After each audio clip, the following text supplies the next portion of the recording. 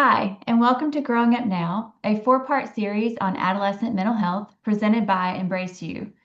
I'm Nicole Steffen, the Clinical Partnerships Director at Embrace You, and I'll be hosting today's session, which is called Behind the Screen: Education, Prevention, and Connection. We'll be talking about the role technology plays in the lives of children and adolescents, and more importantly, how it can impact mental health and emotional well-being. This is a topic that touches all of us, whether we're parents, clinicians, or educators. To help keep the focus on our panelists, all attendees will remain muted with cameras off. We'll leave time for questions, so please feel free to drop those into the Q&A at any point. If you need anything along the way, the Q&A is the best way to let us know.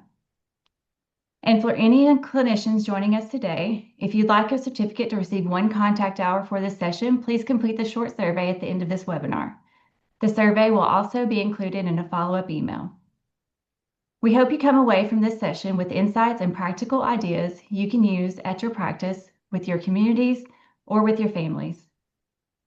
May is Mental Health Awareness Month, and through this series, Embrace You's goal is to raise awareness, provide education, and encourage meaningful steps we can take together to support healthy development and reduce stigma around mental health. Joining us for today's discussion about screen time are three mental health experts.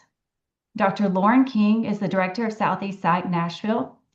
She is a licensed psychologist who specializes in the treatment of eating disorders and OCD. She has worked in a variety of clinical settings and has been in private practice for 15 years. Dr. King takes a strengths-based approach when supporting her clients. Lindsey Blevins is the owner of Blevins Clinical Services. She is a licensed professional counselor and former psychiatric hospital CEO with over 20 years of experience in behavioral health. She specializes in helping adolescents and adults navigate anxiety, depression, and the complexities of modern life. Antonay Rodgers is the program administrator for Embrace You Mount Juliet Clinic. She is a licensed clinical social worker with a strong focus on supporting youth and families through meaningful, compassionate care. Antonay is passionate about mental health education, community connection, and helping young people feel seen, supported, and equipped to thrive. Thank you all for being here. Now let's get into our discussion.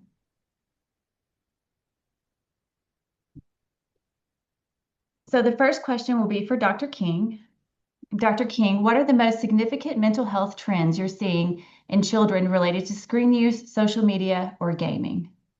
Yeah, thank you, Nicole. I would say for gaming, Roblox is more trendy right now than Fortnite, for example. And if you don't really know what Roblox is, maybe you've heard of the name, but you aren't really sure. Is it a game? What is it? It's kind of like YouTube for gaming. It's a platform. There's millions of games on Roblox. So, if I ask a kid, like, what are you playing on Roblox right now? I'm usually not going to know what it is because there are so many options on there.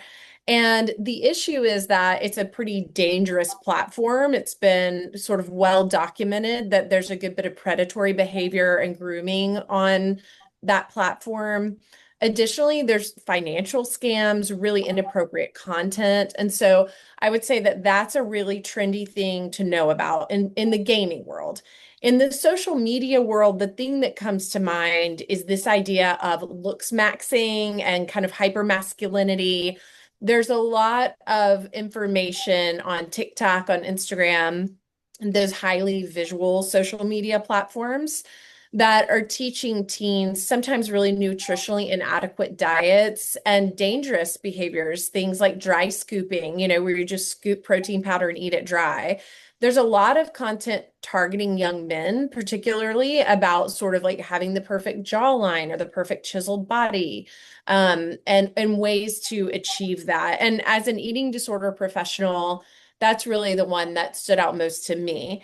And then just in terms of screen time, I would say the brain rotting content, right? Just these little short videos that are firing dopamine. It's kind of like when, you think about doom scrolling or whatever, but a lot of these little memes are what all this really quick niche vocabulary comes from that like preteens and teens are developing.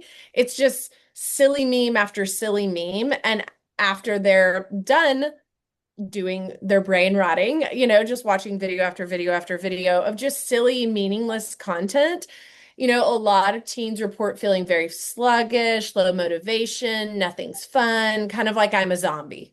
Yeah, So those are the three that stand out to me. Social media is the looks maxing stuff that's very trendy, brain rotting with just general screen time. And then, when it comes to gaming, I think it's really important for parents to understand what Roblox is. I think we have a responsibility to educate ourselves and kind of invest the time to get in it and understand it.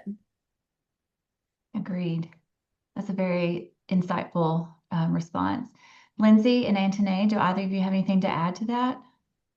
I guess I would also add from the program side, we are seeing how screens use can intensify what the teens are already struggling with from Mhm. some adolescents, just not in the amount of screen time, but what they are exposed to during that time when they're already feeling anxiousness, lonely, and insecure, depressed.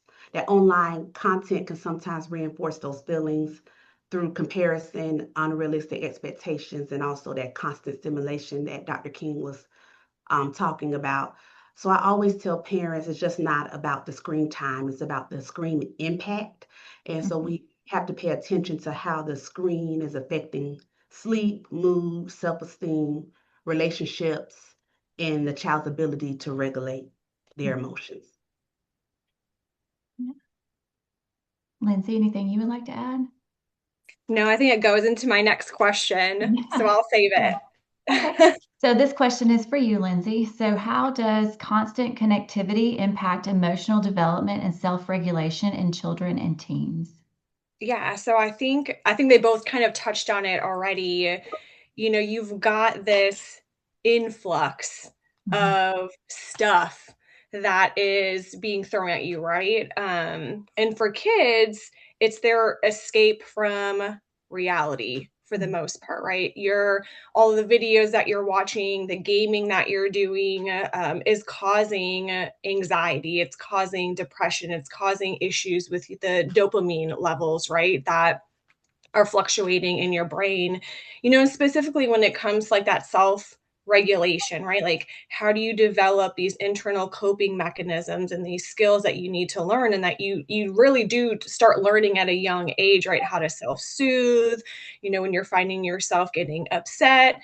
And what this technology is doing for our kids is it's they're losing that ability Mhm. to figure out for themselves what that looks like, and they're reaching for that device. They are getting on social media, they're getting on that gaming system, and they're just like losing themselves in Mhm. it. Mhm. And when that's not there, they don't know what to do. Like, they can't find a way to self-soothe, and like calm themselves down. You'll see like meltdowns happening, right? Because they just are triggered. And if that device, or again, screen, is not in front of them, they kind of lose it, right? I think the other thing that we see, especially for like emotional development, I always tell, like, when I'm working with the young kids, they need to learn empathy.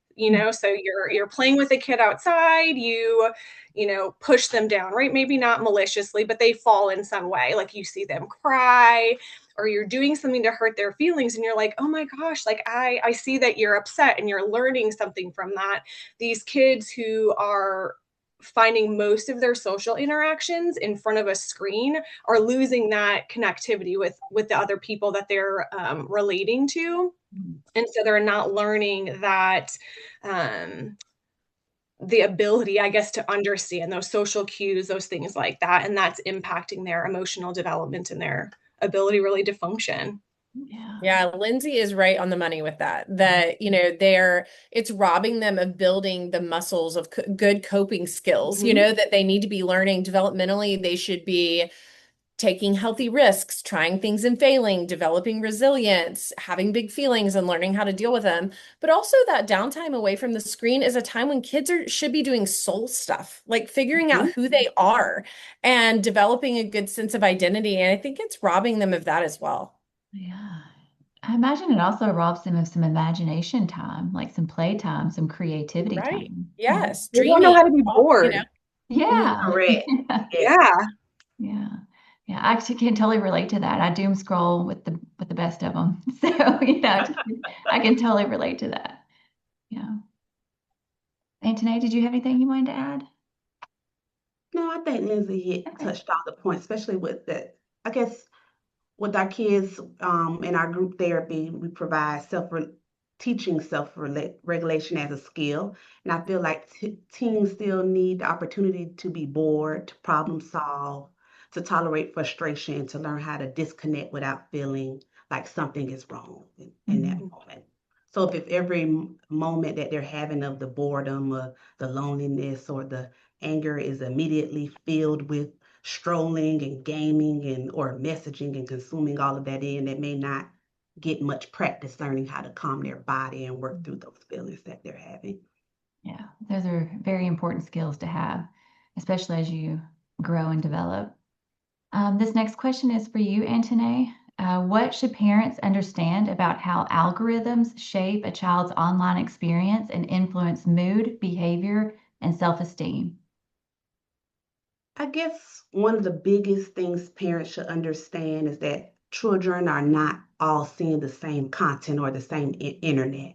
As they would say that the iPhones are listening to us, but I digress. But algorithms personalize content very quickly based on what the teen is watching, what they're clicking on, shopping, what they're pausing on, what they're searching, what they're emotionally reacting to. So if a teen is already struggling with anxiety and loneliness and the body image and anger and aggression, the algorithm may continue to like feed them similar content over and over again. And Dr. King mentioned that some of the stuff that they are pushing or the messaging that they are have on TikTok. But over time, that can reinforce the comparison, the negative thinking, the lower self-esteem, the emotional dysregulation, and unhealthy views of themselves and others.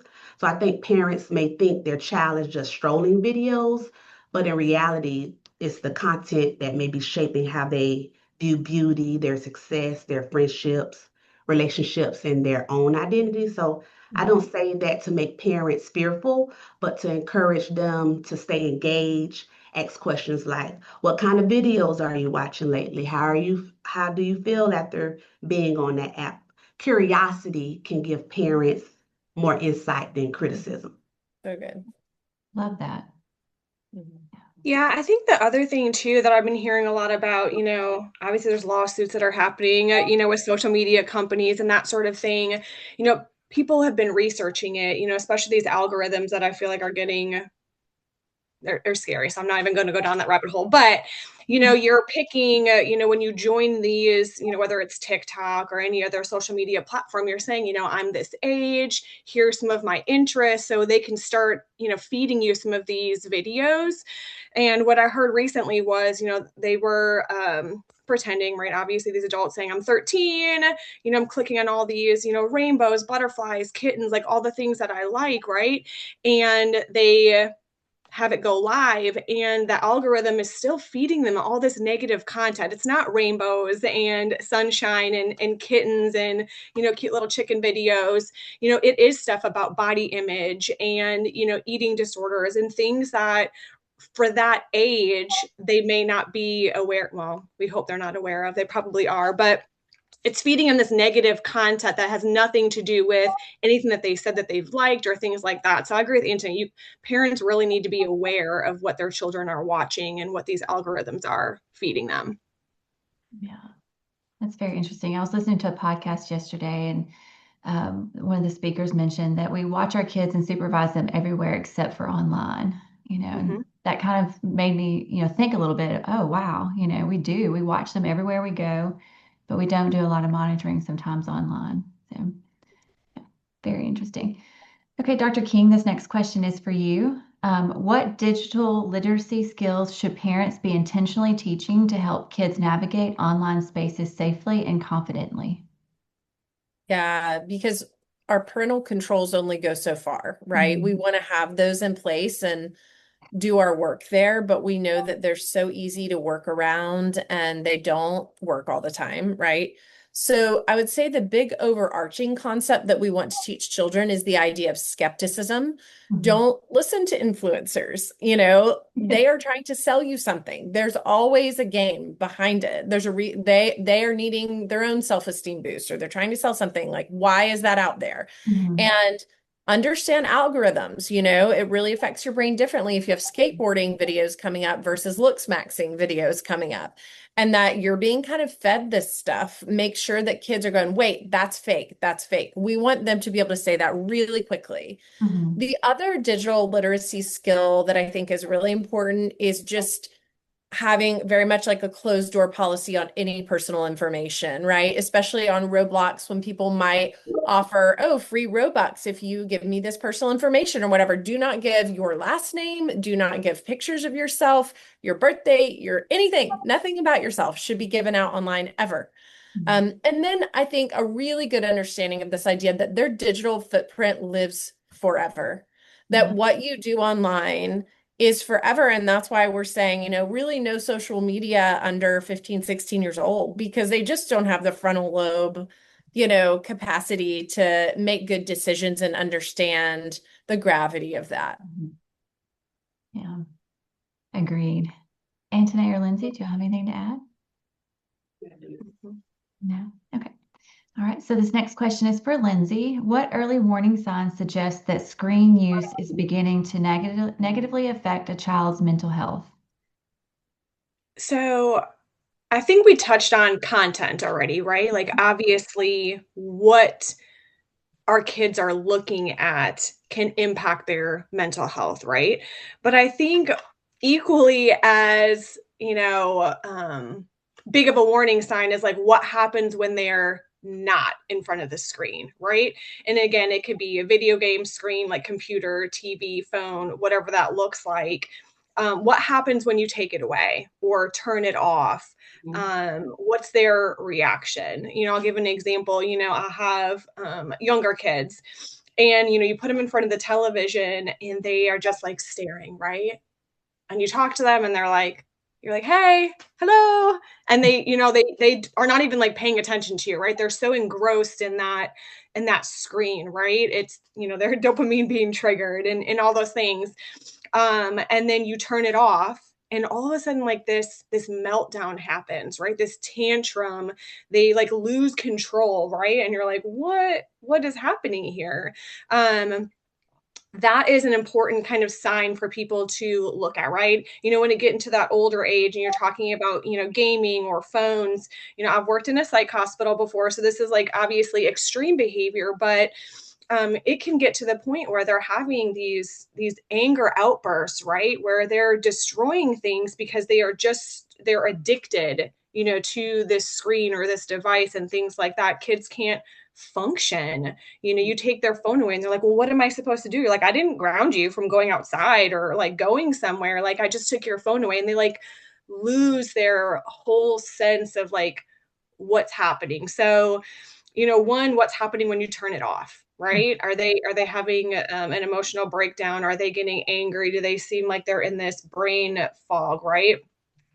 The other thing would be, is it impacting their real life? I talk to kids and parents about like, there's the real life and then there's like the virtual reality life. Are they spending all of their time online or in a video game where it's impacting their daily life? I've talked to parents where they're like, well, my kid wakes up in the morning and they turn on that video game right away. They're not getting up. They're barely eating, or if they are eating, they're running and grabbing it and they're getting right back in front of that screen. They're not interacting socially. They're not doing their homework. They're not wanting to go anywhere. Like, they're engrossed with whatever digital device that they're in front of.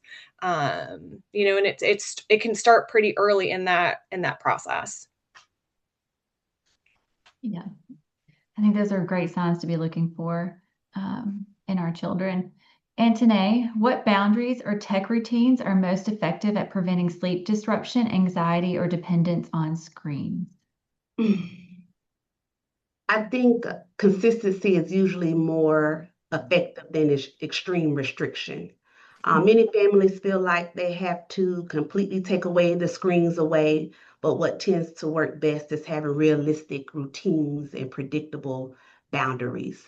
One of the biggest areas I think parents should focus on, or the trend we're seeing when they're coming in to programming and they're reporting that they're tired, and focusing on with sleep. a lot of teens are overstimulated before bed from gaming, from the social media, from notifications, from the emotional conversations that they're having online. That can affect their sleep quality, their anxiety, their mood, their concentration, the emotional regulation for the next day. So some practical routines we recommend to our parents are having a device-free bedroom, charging phones outside of the bedroom, not on their nightstand, maybe a box somewhere in a family open area or with the parent, turning off notifications, limiting the screen time 30 to 60 minutes before bedtime, creating a screen-free time during meals or having that family quality time. I also think parents have to model this behavior. If adults are always connected, it's hard to ask teens to disconnect. So the goal is just not for the teen, it's also as a family unit and just not removing the screens. The goal is helping the teen to build healthy self-regulation and balance. Yeah, oftentimes we're seeing in the research that parents are spending more time on screens than their kids. Yeah. That's a good reminder that we lead by example.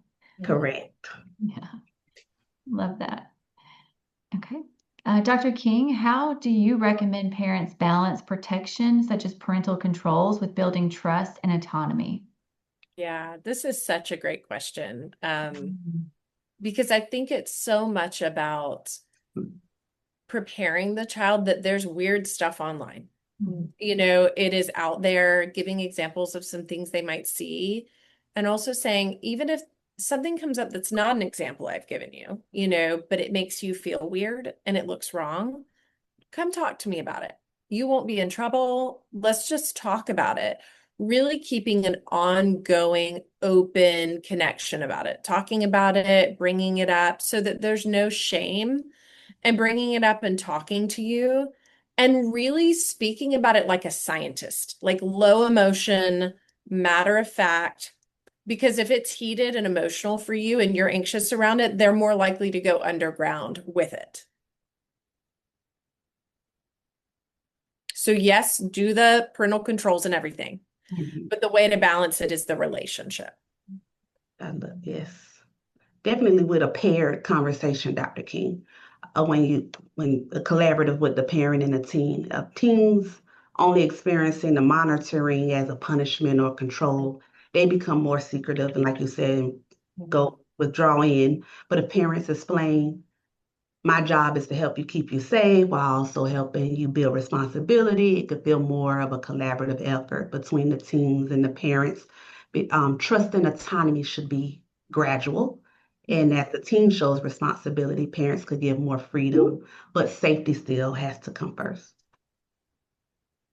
Yeah, and I think it depends on the age too. So like I said, mine are younger, mine are 9 and 11. And I think one thing that we started, and I encourage for parents who have younger children who are getting into again, social media and different things like that. Like we watch it together, specifically YouTube shorts, like in our living room on our TV, right? For them to learn, like they want to watch it. Now, like you can watch YouTube. We need to be here with you, like in the room, like a grown-up does. So when a video comes on that might be inappropriate or something they have a question about, like it is something that we are actively talking about, like right then and there. So they're understanding what the content looks like, you know, how to ask those questions. It like gives us that opportunity before they're like by themselves watching some of that.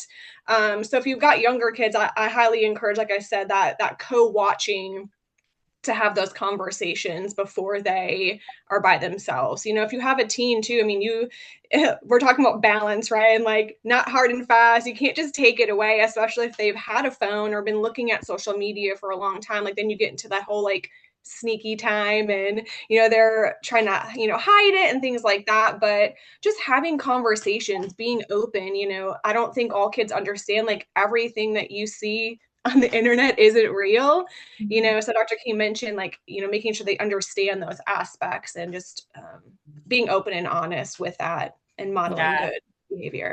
And gaming together too. I mean, not just, watching stuff together is so good because you can model and talk about it as you go. But if your child's really into a game, get in it with them, play it with them, get a sense of how it is and how people are talking. And, it can really help you to understand who's on their friend list, who are they, checking that stuff regularly. If you've played the game, you'll understand it better and be better able to protect them, but also teach them that good digital literacy information. Oh, those are great ideas. Love those, the co-watching and the playing together. It also just helps to build relationship with them. Okay, so Dr. King, this question is for you. I'm sorry, Lindsey, this question is for you. Actually, did I already ask that question? Antonay, so sorry. Antonay, what approaches help bridge the generational gap between how kids and adults view technology and online identity? Mm. I think one of the most important things adults can do is avoid minimizing how real online experiences feel to young people. Adults may say it's just social media, but for many teens, the online world is where they are connecting to friendships, their identity, their self-esteem, their belonging, and their social status. Social media now, of what this generation is definitely different from the impact of what parents experienced when they were at that age. So it's important to bridging the gap. And I go back to it starts with curiosity instead of judgment from parents. And when adults immediately criticize the platform, the trend, or the behavior, the teen just often shuts down and retreat. So when adults are asking questions like, what do you like about this? Or what does this mean to you? It creates more space for conversation. It goes back to Lindsey saying the co-watching. It goes back to Dr. King saying playing the game with the team. I also think we have to remember that technology itself is not the enemy. It can be. It has the ability to be. This world is the world that they are growing up in, but our job is to help them develop the balance, the emotional awareness, the boundaries, and the critical thinking while still maintaining the connection. So the goal is not to shame teens for being online. The goal is to help them understand how their online world is affecting their real life situations, scenarios, and mental health overall. Yeah, I think it's sad that kids now will never get to live the life that we lived when we were younger, right? Pre-technology. Because it was so great, right? But I agree with you. Like, technology is not the enemy, right? I mean, who knows what it's going to look like 10, 20 years from now. I mean, I think it is for us to really understand. Like, this is not a time when like ignorance is bliss. Like, you really have to get in there and understand where technology is going, what, social media, gaming, all of those things, that is life right now, right? That is how our young people are identifying themselves and really getting all that social connection. So really immersing ourselves in it, I think, is going to be the key, and not just saying like, oh, that's just their video game, that's just them. No, you really have to understand so you can get a better idea about what it is that they're doing. Yes. Yeah. Dr. King, in your clinical experience, when does digital connection support healthy development and when does it hinder? Yeah. I think there's an analogy I really like that one of my colleagues uses, Dr. Gunnar Goodlad, and he said, phones and gaming should be like an extension of the playground. They are great for developing existing relationships, but they are not good for building new relationships. And his specialty actually is working with kids on the autism spectrum.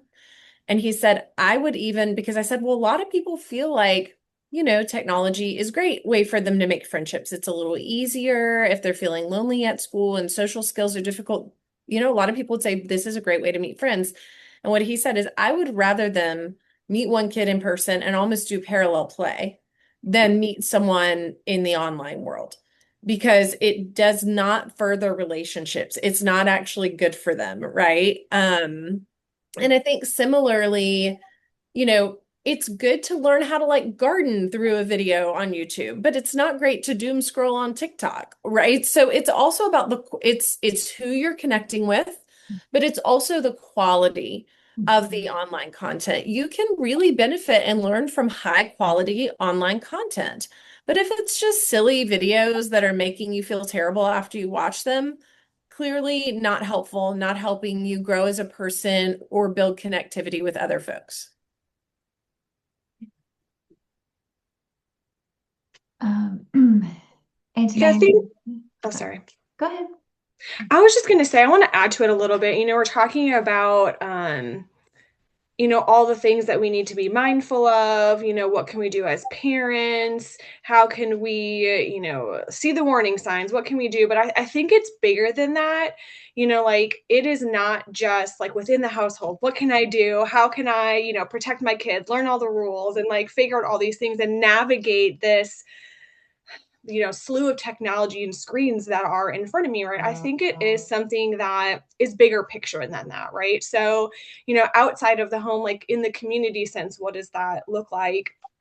I think school is important. We see all of these kids with devices all day long. They're on their Chromebooks or their iPads or their MacBooks doing all their schoolwork. Then, outside of class time, they're on their, cell phones and on social media or doing different things. And they're just like constantly in front of screens. So I think, starting, from that school piece of it too, making sure that we're monitoring, how the devices are being utilized. And I think schools have a lot of good technology inside the technology to kind of monitor and screen and do some of those things. But, helping, kids learn from a young age, like, that social emotional learning stuff, like making sure that we're building that curriculum in so they really understand their emotions. They're understanding how to identify some of those things, learning empathy, training, staff or people that are around children, how to identify warning signs, things that they can be on the lookout for, helping to educate them if they're seeing them on devices or playing on video games or whatever that looks like, to kind of be another adult role model. We talk about mentors for a lot of different things, but I think it's all of us modeling good behavior and really being on the lookout for some of that stuff. I think it's important, most people are taking their kids to like their well child visits, right? I think part of that conversation really needs to be, mental health, digital health. What is that looking like? Asking some of those questions, educating parents. I meet with a lot of people who have like they're, as you mentioned, Nicole, you're doom scrolling, with the best of them. Like a lot of people don't understand, what that looks like. What are the impacts of being in front of a screen too much, gaming too much, being on social media, so educating people are important. And I think physicians, when you're going to see the pediatrician or a PCP, asking some of those pertinent questions can really be good conversation starters for parents to really understand from a young age some of those impacts that we can see as they get older. I think Lindsey hit a good point on that. From when we're looking at teens, that's not solely the household. Schools and the coaches and churches and pediatricians and the community programs all play an important, because a teen does not always disclose the stress directly to the parents first. So sometimes also a trusted adults and other communities or groups that they belong to notice changes in the mood or the behavior or attendance or peer relations or their functioning at school. I think also Lindsey said about the early education. The earlier adults communicate or connect with the family with support, I think that'll be the better, and early intervention can prevent symptoms from escalating to a crisis level when everybody is on board and communicating and talking and are aware of the warning signs.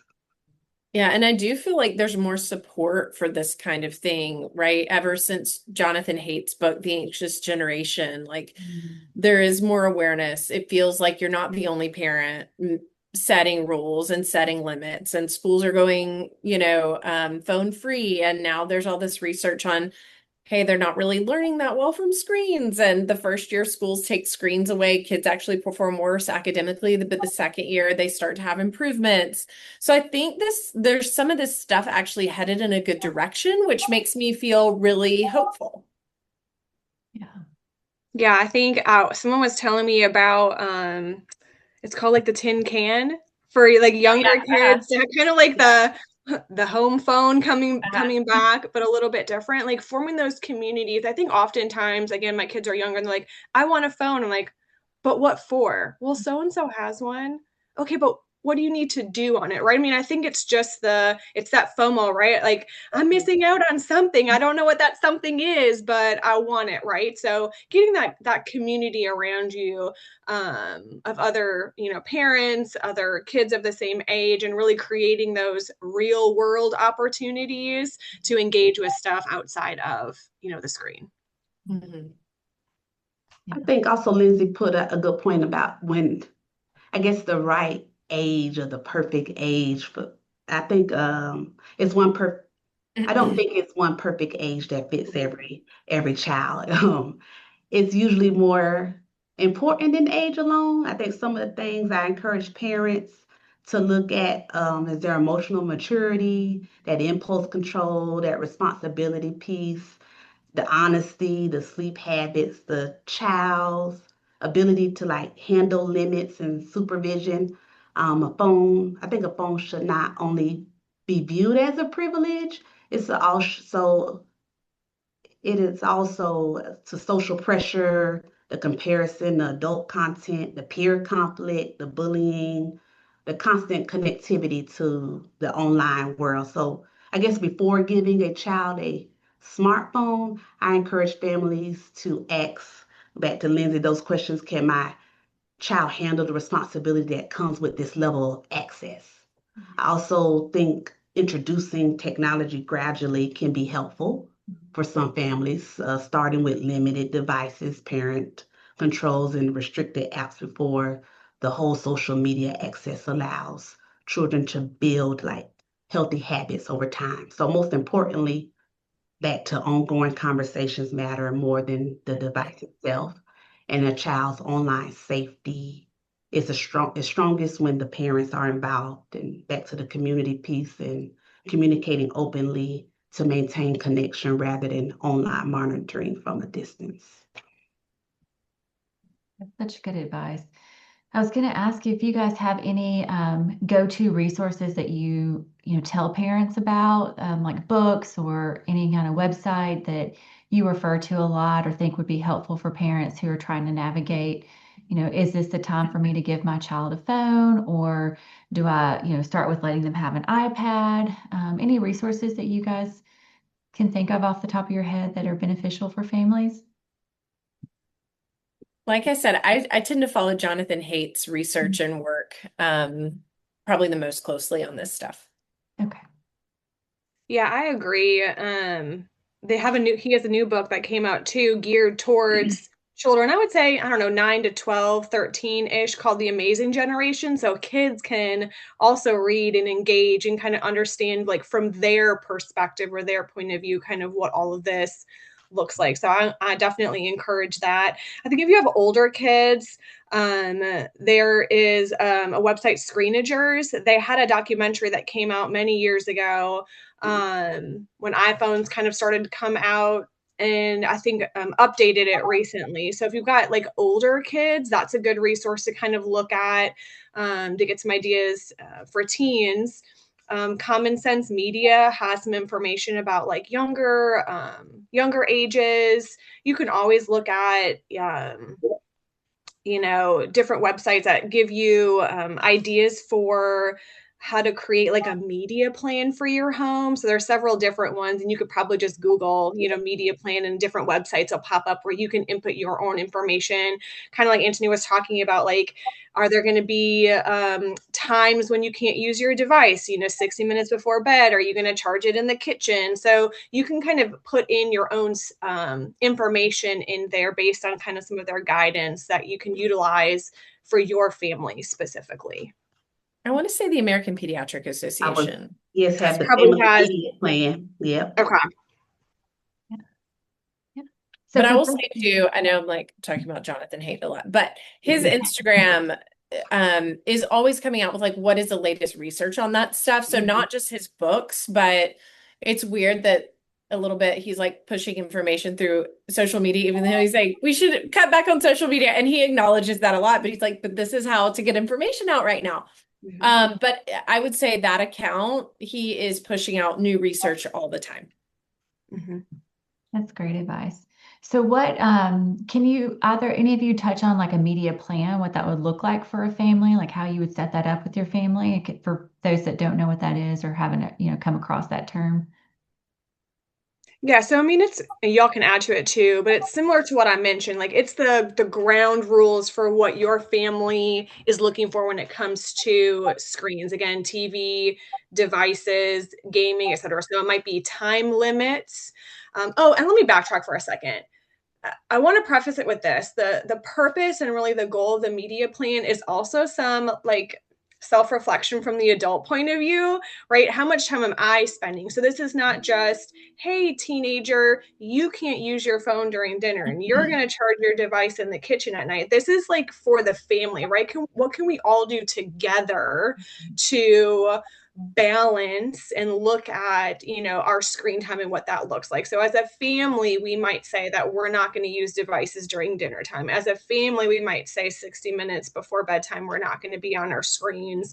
There's no phones in the bedroom, etc. But it just kind of lays out the foundation for expectations for everybody in the household as to what you're going to be doing in relation to screens. Lindsay hit all the spots. It just helps families to create realistic screen time, the boundaries, the device routines, a healthier technology habits together, family as a whole, and families tend to do better with a plan than with reactive punishment when the family media plan is in place. Okay. And they can find that at healthychildren.org has a family media plan as well. Okay. Yeah, that's really insightful that it's a family plan and not just the teenager plan. As sometimes I need help with that. So if someone would like to talk to me about implementing a plan of my own, I would appreciate it. Because I struggle with that. So that is the end of our questions. So we'll do some Q&A. So if anybody has a question that they would like to ask, if you'll just drop it in the Q&A. I see that there is a question in there. I'll go ahead and ask that now. So this question is from Heather Hargis. She says, I work at a 7-day camp each summer for girls finishing their junior year of high school. Given the limited amount of time we have with them, how can we best provide or model a healthy social media screen atmosphere for them during that week? What boundaries or guardrails are realistic? What a great question. So I guess the first question I have, and not an answer necessarily, I research a lot of camps, like for our kids and different things like that. Most of them say like you can't even have devices. Like don't bring it. If there's an emergency, obviously there's a way to get in touch with people, but they're encouraging kids to be completely screen free. And I think the key is like replacement, right? Again, kids are spending a lot of time on devices or on social media, on gaming, etc. And you taking it away is not always the answer. You also have to replace it with something, right? So giving them some skills, giving them some activities, different things that they can do, not only at camp, but how can you take this then with you back home and replicate some of that stuff in your daily life, right? How do you mix that back in with your routine and still keep up with some of these activities or things that we're teaching you while you're here? Yeah, I think more and more kids are used to having to go bell to bell without their phone. And so I don't think it would be too odd to them necessarily to not use it. And I think even with staff having some rules around that, and like if you're going to allow phones, it's for a certain amount of boundary time that's predictable and sort of kept each day. And I guess I echo Lindsay on that. Just the build connection heavy activities, that best protection against the unhealthy screen dependence and meaningful real world connections that are maybe the more the camp creates, the laughter, the belonging, the vulnerability, the movement, the teamwork, the shared experiences, the mentorship between the staff. I think the less the phones become emotionally necessary during the week or at Yeah. the at the camp. Yeah. So connection is still one of the strongest protective factors that we still have. Mhm. Okay. So the next question I have is, how do you reassure an adolescent who is experiencing self-esteem issues due to the content they see on social media? Mhm. Yeah, I think a lot of it is it's not real. What you're seeing is a moment of a moment that's been filtered and airbrushed and all the things. And I encourage them to unfollow accounts that make them feel badly about themselves, right? And even fully avoid it if they can. And when they have a moment of comparison, like we're social creatures, we are going to compare ourselves to others, and we aren't usually comparing ourselves to any random human. We're comparing ourselves to someone who's about our age, looks kind of like us, but looks a little better, right? And so, knowing that when I have that surge of comparison, I can actually use self-compassion in that moment and wish that person well and wish myself well, like saying in my own mind, may they be happy, may they be well, may they be at peace, may I be happy, may I be well, may I be at peace. That can decrease that sense of comparison to utilize self-compassion in that moment. And really, that skepticism, I mean, is the biggest thing. Like, this is fake. This is not real. And when they're posting themselves, encouraging them, don't post the picture where you think you look the skinniest or the hottest or whatever. Post the picture that shows the most joy. A photo is to capture a moment, or the picture where you were laughing the hardest or kind of felt the best. That's the picture to post. And I think we can really validate them and say, this is hard. This is not easy. I understand why you feel badly based on what you're seeing and being exposed to. I totally get it. Almost belabor the point that how they're feeling makes sense and say, and there are some action steps we can do to protect you and protect your self-esteem, right? Because the world that they're living in is telling them their value is only as good as how they look or what they're putting out there or what they have, right? It's very much like status stuff looks. And you want your home to be a safe harbor where their value is never in question. And it's a conversation you're going to have over and over, not just one time. You might feel like we just had this conversation a week ago, but remember that outside of your home, they're soaking their head in this culture that's really sick in a lot of ways. Yeah. That's a great response and great question. And one thing I also often remind the teens is that their worth cannot be measured by the likes, the followers, the comments, or that comparison piece. Social media may influence our perception, but it should not define our identity. And what they feel is backed up by research. When we look at research, if people cut their social media use by 50%, they feel significantly better about the way that they look. Like Wow. over and over, they've studied it in a lot of different ways. Wow. That's very impactful. It says a lot. Okay. So our next question is from Rebecca Travis. Any other advice for working with autism or other neurodiversity where it is more special interest repetitive behavior versus a social peer pressure problem? Mm-hmm. My thought on that is that I think sometimes for kids on the spectrum, because their narrow range of interest is such a strong pull, it's very hard for them to put it down. And they feel like I'm never going to get back to it.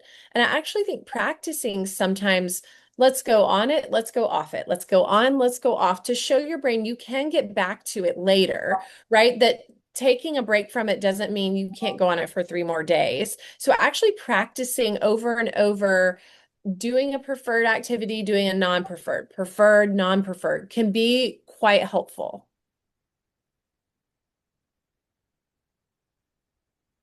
I agree with Dr. King also with that.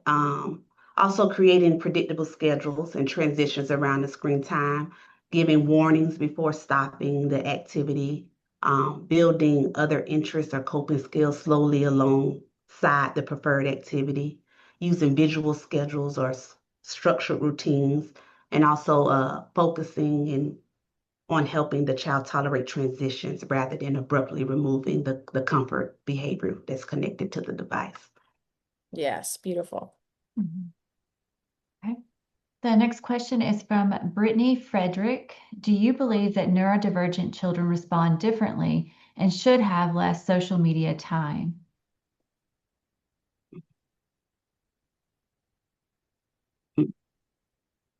I think neurodivergent children and adolescents can absolutely respond differently to social media and screen use, but I would be careful about using a one-size-fits-all approach. I don't think every neurodivergent child automatically needs less screen time simply because they are neurodivergent. I think is more the important question is how is the screen use affecting this specific child?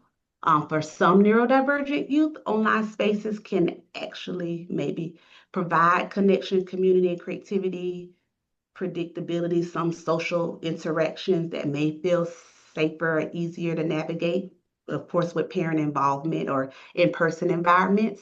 Some teens with autism or ADHD or anxiety and the social challenges may feel more confident expressing themselves online. But at the same time, some neurodivergent youth may be more vulnerable to things like hyperfixation, impulsive use, the emotional dysregulation, and social misunderstandings or difficulty disengaging from the screen. So they may need more structure, supervision, and coaching and supporting around the technology use. I usually encourage my group C, our neurodivergent group, parents to focus on less comparing their child to other kids and more observing the patterns in the screen use, helping the child function better, feel connected or engaged in life, or is it increasing anxiety, isolation, or irritability, or the sleep problems or the emotional distress? But the goal is not necessarily to lessen the technology. The goal is healthy, supported, balanced technology use that matches the child's developmental emotional needs. So I think the focus should be to recap what I just said. The focus should be the individualized support and not a blanket restriction. This next question is, Dr. King, can you spell the name of the gentleman resource you referred to on Instagram? Yes, HAIDT. HAIDT. And he wrote the book, The Anxious Generation. He's actually written several books, but that's the one that, really last year we saw lots of schools, both public and private, having book clubs around in neighborhoods. And it really started, such a big movement around starting to restrict and look at how we're protecting children online, and then almost we're not protecting them enough online, and we're kind of overprotecting them in the real world and not giving them a lot of independence. And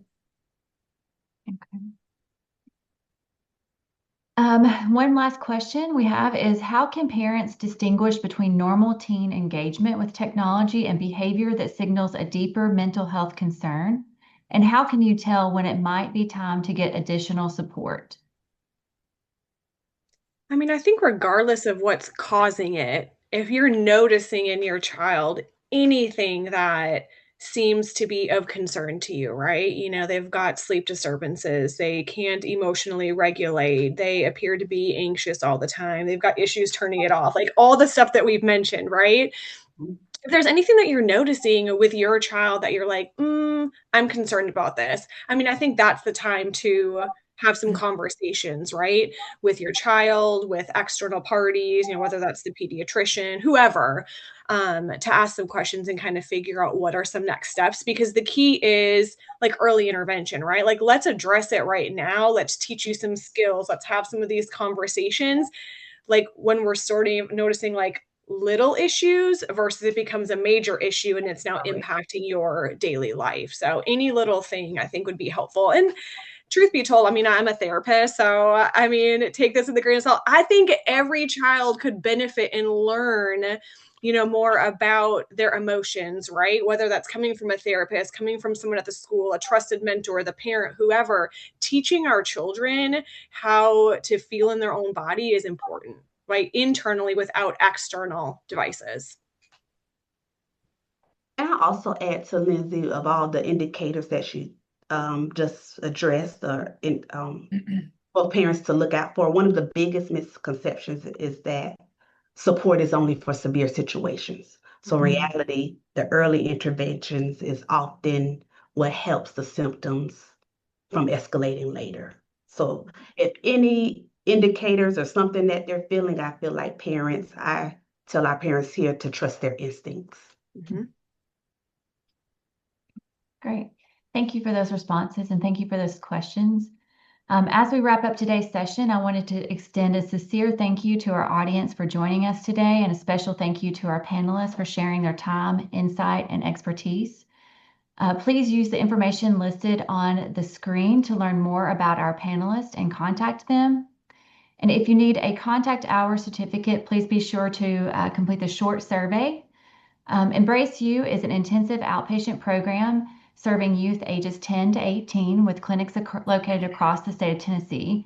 To learn more about Embrace You, please visit embraceyou.com or feel free to reach out to me directly at nicole.steffen@embraceyou.com. We also hope that you will join us for next week's session, Beyond the Headlines, on Thursday, May the 14th. We'll be discussing how current events impact mental health, what kids may be feeling but not sharing, and how to start the right conversations with them. Thank you again for being with us today, and we truly appreciate your time and engagement.